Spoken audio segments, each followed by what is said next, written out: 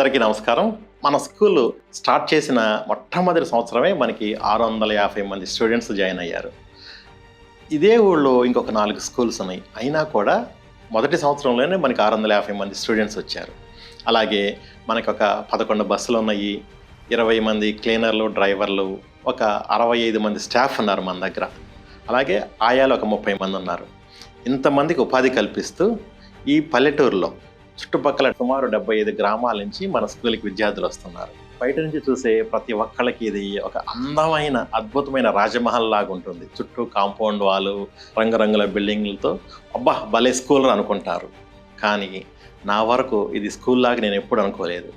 నా వరకు ఇది ఒక దేవాలయం. అందుకే ఈ దేవాలయంలో నేను ఎప్పుడు చెప్పులు వేసుకొని తిరగను. అంతెందుకు 2 రోజుల క్రితం నా కాలికి ఒక గాజు పెంకు గుచ్చుకొని రక్తం కారితే స్కూల్లో ఉన్న మా పిల్లలు చాలామంది నా వెంట పడి చెప్పులు వేసుకొని పెదనాన్న, చెప్పులు వేసుకొని మావయ్య అన్నారు. అయినా నేను వేసుకోలేదు. పిల్లలకి చెప్పలేము ఇది నేను దేవాలయంలాగా చూస్తున్నానమ్మా అని. అంత గొప్పగా నేను ఈ ప్రదేశాన్ని నేను భావించుకుంటూ ఉంటాను. మీకు కుదిరిన రోజు తల్లిదండ్రులతో కలిసి ఒకసారి వచ్చి విజిట్ చేయండి నా దేవాలయాన్ని, మన స్కూల్ని. మీకు నచ్చితే మీ పిల్లల్ని ఇక్కడ జాయిన్ చేయండి.